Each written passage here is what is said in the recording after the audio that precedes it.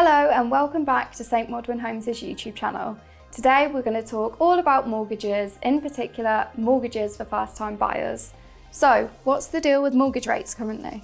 Well, after last year's mini budget, things did go a little bit crazy and we saw a spike in rates.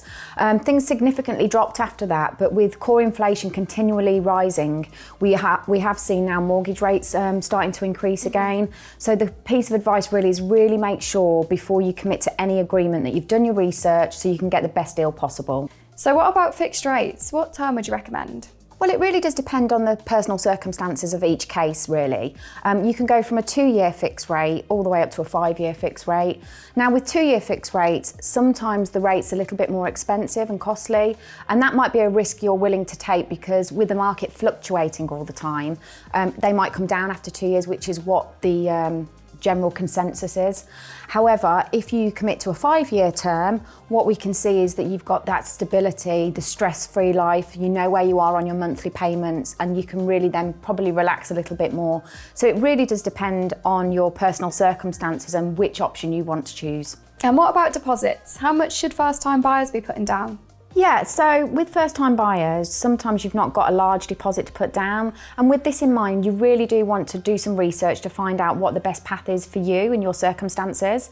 But if you have got a larger deposit to put down, there are some benefits to that.